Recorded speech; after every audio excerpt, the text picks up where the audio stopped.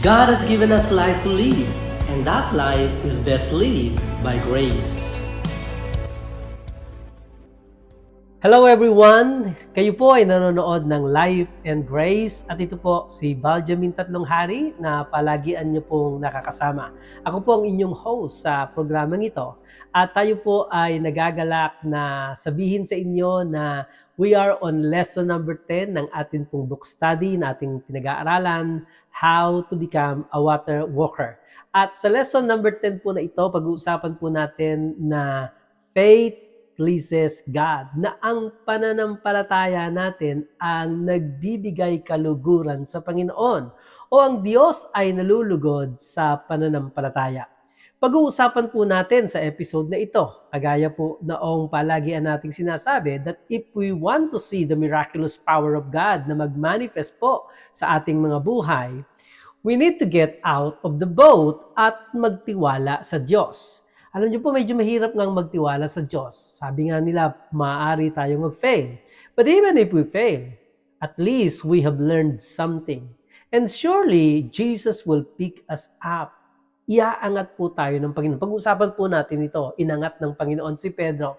Alam niyo po, ang God's opinion on faithfulness is not just on the basis of outcome ng ating ginagawa, but whether or not we are following God's leading sa ating buhay. So, pag-usapan po natin ito, magkaroon po tayo ng kaunting review sa nakaraan po nating episode. We have concluded po sa nakaraan that in our last episode po, pinag-usapan natin that when you start getting out of your boat and start believing God for something big, yung malaki kaysa sa kaya mong gawin, you will start seeing miracles. Kapag nagpasimula po tayong iwanan ang ating mga kinatatakutan, ang ating mga takot, o kaya yung ating pong mga pinanghahawakang mga comfort zones kung bakit hindi tayo makaalis, ay kapag ito'y nagawa natin, then magpapasimula na po tayong lumakad sa pananampalataya at magpapasimula na rin po tayong lumakad sa ibabaw ng tubig. At makikita natin ang himala ng Diyos sa ating mga buhay. At ito po yung pangarap natin, hindi po ba? Na maka-experience po tayo ng mga himala ng Diyos, ng mga malalaking bagay mula sa Diyos na hindi lamang po pang ating sarili lamang, kundi upang tuluyang maging blessing po tayo o pagpapala po tayo sa ibang tao. At kapag nasanay kang lumabas sa iyong boat, palagian mo na itong ginagawa at natututunan mo nang maging excited every time may ipapakitang malaking bagay sa iyo ang Panginoon. Alam niyo po, your every new step of faith will make the previous ones look small. Kasi po, umaangat din tayo sa pananampalataya. Pinag-usapan po natin ito ng nakaraan. Ito po ang sikreto kung paano natin mapapalakas ang ating pananampalataya. That we have to use our faith daily, even sa mga maliliit na bagay. And the Lord will really prove Himself right and faithful kung kaya po makakapanampalataya tayo sa susunod na malaking bagay. Subalit tandaan po natin, makalimitan, bago po ito mangyari, sabi nga nila, God will usually terrify you before He edifies you. Matatakot ka muna ng konti kasi nga po, kailangan mong magtiwala sa Panginoon. Alam niyo po, God's vision for your life is bigger than what you can do on your own. Kapag ang ginagawa mo ngayon ay kayang-kaya mo, then hindi po ang Diyos ang nagpapagawa niyan. Because God will give you an assignment na mas malaki sa kaya mong gawin sa iyong sarili. At kalimitan po, it will overwhelm you. He will call you to do something that is beyond your ability. He will call you to be a water walker, to walk on top of the impossible situation na kakaharapin mo sa buhay mo. Kakailanganin mong lumabas sa iyong bangka in order to respond to God in faith. Ang Panginoon po natin ay nalulugod sa pananampalataya. Ito po yung title ng atin pong lesson ngayon, lesson number 10. Pag-uusapan po natin to. At samahan niyo po ako. Ako po ay babasa mula sa kilalang talata tungkol sa pananampalataya. Ito po ay Hebreo Kapitulo 11, talatang 6. Ang sabi po sa wikang Ingles ay, "But without faith, it is impossible to please Him. For he who comes to God must believe that He is, and that He is a rewarder of those who diligently seek Him. Alam niyo po sa aming Bible study, ito po ay ibinigay ko sa kanila na sabi po doon, for he who comes to God must believe that He is. Ano po yung He is sa inyo? Na kung nangangailangan po kayo ng kagalingan, then He is your healer. Kung nangangailangan kayo ng financial na tulong, then He is your provider. At lahat ng pangangailangan mo, God is able to be the answer to everything that you will need sa buhay mo po. Balikan po natin itong si Pedro. Noong si Pedro po ay humakbang sa pananampalataya at lumakad sa tubig, naniniwala tayong si Lord ay na-excite ng husto. Although he began to sink noong pinansin niya ang malakas na alon, yet instead na sabihin ni Lord sa kanya na, Peter, hindi mo naman nagawa ng tama yung instruction ko sa iyo, kaya ka lumubog eh. Hindi po ganun. I believe na buong excitement na sinabi ni Lord kay Peter na, Peter, you actually walk on water and that is wonderful. Naniniwala tayong God is so thrilled to see any one of His children, kahit sino po sa atin, na lumalabas at sumusubok na lumakad sa pananampalataya. He was pleased that Peter stepped out of faith. At kapag po tayo ay lumalakad sa pananampalataya, kapag sinusubukan natin to, every time you or myself step out in faith, we make God excited. Alam niyo po, dinesisyonan ko sa buhay ko na gagawin kong excited si Lord at lagi akong lalakad sa pananampalataya. Balikan po natin yung mga pangyayari. Mateo, Kapitulo 14, talatang 29 hanggang 31, ay ganito po ang ating masusumpungan. Ito po ay review lamang. Sabi po ng verse 28, sumagot sa kanya si Pedro, Panginoon, kung ikaw po iyan, papuntahin mo ako diyan sa iyo sa ibabaw ng tubig. Sinabi niya, halika, kaya't bumaba si Pedro sa bangka at lumakad sa ibabaw ng tubig, papalapit kay Jesus. Ngunit nang mapansin ni Pedro ang hangin, natakot siya. At nang siya'y nagsisimula ng lumubog, ay sumigaw siya, Panginoon, iligtas mo ako. Kaagad, iniabot ni Jesus ang kanyang kamay niya at hinawakan si Pedro at sinabihan, Ikaw na maliit sa pananampalataya, ang pananampalataya, bakit ka nag-aalinlangan? Alam niyo po, pwede nating sabihin na si Peter have not done it perfectly. Totoo naman po eh. Hindi niya po ito nagawa ng gustong-gusto. But at the very least, he tried walking on the water. At nakalakad nga po si Pedro. Alam niyo po, sabi natin nung nakaraan, si Pedro lamang naman ang tanging character sa Biblia, tauhan sa Biblia, na nakalakad po sa ibabaw ng tubig kasama ng ating Panginoong Yesus. At least nung si Pedro, sinubukan niyang magtiwala kay Lord. At ito po yung mahalaga, na kahit sa palagay mo ay mabibigo ka o hindi mo kayang gawin ng tamang-tama ang pinapagawa sa iyo ni Lord, magtitiwala ka pa rin sa Kanya sa kahihinatnan o magiging resulta ng iyong mga gawa. Ano man ang kahihinatnan nito, ipinagkakatiwala mo sa Panginoon ang resulta. Alam niyo po, I can look at my own life at naging sa akin pong buhay, I stumbled and have fallen along the way. Marami rin po akong maling nagawa at marami pong pagkakataon na ako po ay nagtiwala sa Panginoon and yet maraming mga mali sa aking pagkilos kung kaya maaaring hindi po maganda ang naging resulta ng aking mga hakbangin. But I don't think, hindi ko po iniisip na ang Panginoon ay, that the Lord would fault me and will come against me for trying to obey Him. Na, oo, hindi ko nga nasunod ng gusto ang pinapagawa ni Lord. At along the way ay nagkamali ako. But God loves faith. Ang Panginoon po ay napi-please sa pananampalataya. Nalulugod ang Diyos sa pananampalataya. Kaya kahit na maraming beses akong nabigo, o sabi nga natin ay pumalpak, sa pagsunod sa Panginoon, He just encouraged me to get up and try again. Parang sinasabi ng Panginoon, just get up, dust off yourself, and then tuloy ka lamang. Kasi nga po, ginagawa natin ito sa pananampalataya. When you get out of your boat, you run the risk of sinking yung lumubog. At totoo po yun na magpe-fail pa rin tayo. Ako po ay nagpe-fail pa rin. At sigurado po ito, I may fail and sigurado magpe-fail pa rin ako. Pero ang mahalaga ay natututunan nating lumabas sa bangka at lumalakad sa pagtitiwala natin sa Panginoon.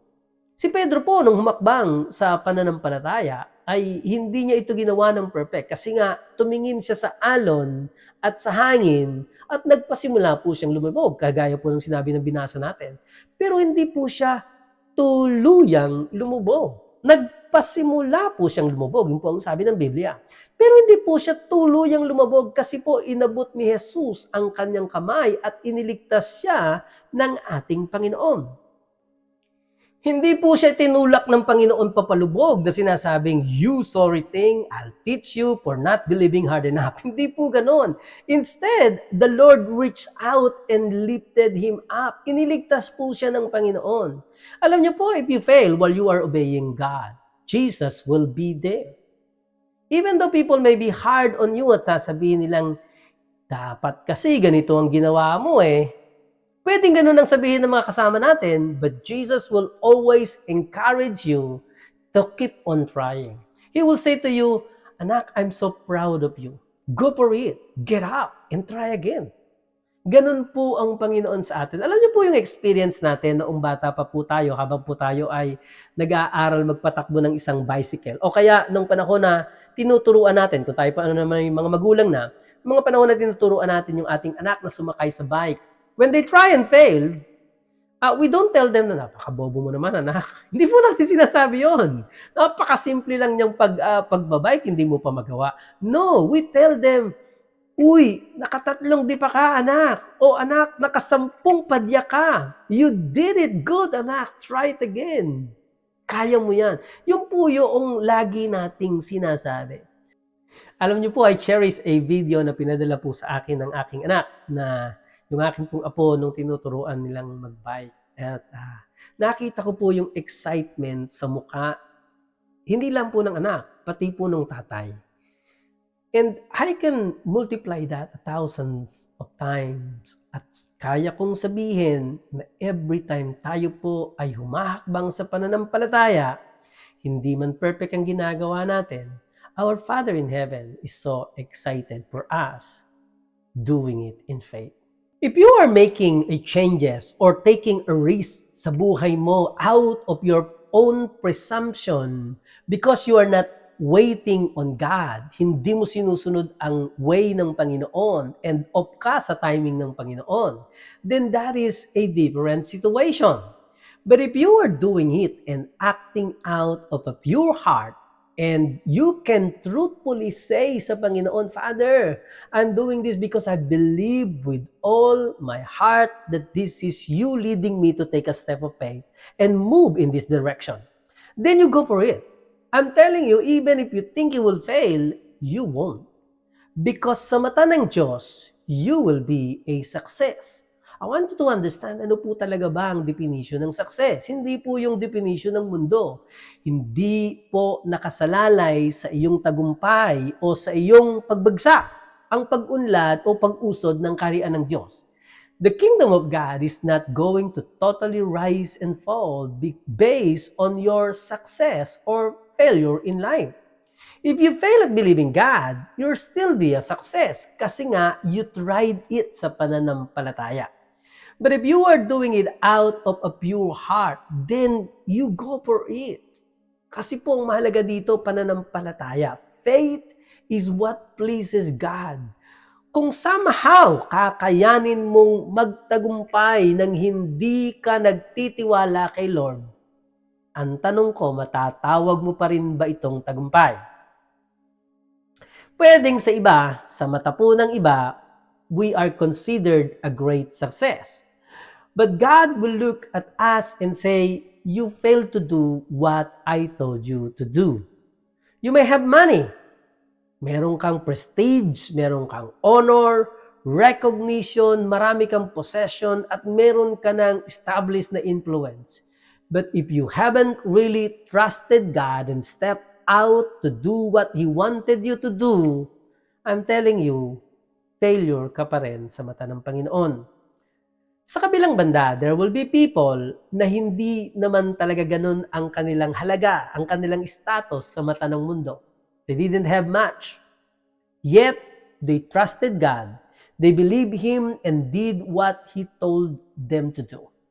The Lord will say to them, "Well done, my good and faithful servant." Di ba po yung sasabi sa Matthew chapter 25 verse 23? Sabi po doon sa Tagalog sinabi sa kanya ng kanyang Panginoon, ng Panginoon niya, "Magaling, mabuti at tapat na alipin. Naging tapat ka sa kaunting bagay, pamamahalain kita sa maraming bagay. Pumasok ka sa kagalakan ng iyong Panginoon." God's opinion on faithfulness o ang evaluation of faithfulness para kay Lord ay hindi lamang nakabase sa outcome ng ginagawa mo, but by whether or not you were following His leading. Wow! I hope na-encourage ko po kayo doon. Hindi po ang sukatan ay ang laki ng na-accomplish mo, but whether you are faithfully following God kung ano ang pinapagawa niya sa iyo. Kung hindi pa po darating ang Panginoon, someday, in the future, may mga tao pong pag-uusapan kung papaano ka lumakad at sumunod at nagtiwala sa Panginoon. You can be an inspiration to somebody else, the way Peter is to many Christians today. Kung nanatili na lamang si Peter sa kanyang boat at hindi siya nanampalatayang makalakad sa ibabaw ng tubig, hindi natin sana siya pag-uusapan ngayon. Ito pong story na ito ay hindi natin mababasa sa Bible. Naniniwala po ako na ang isang dahilan kung bakit naisulat sa Bible ang istoryang ito ay upang maging halimbawa sa marami pong Kristiyano, lalo na po sa ating kapanahunan ngayon, na kaya mo ring makalakad sa ibabaw ng tubig.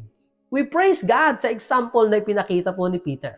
We praise God na nakapagtiwala siya sa Panginoon sa kabila ng marami pong pagsubok. We praise God that Peter being able to look beyond himself and get out of the boat, step out on the water, and nagtiwala sa ating Panginoong Hesus. Salamat po sa buhay ni Peter, meron po tayong pwedeng gayahan.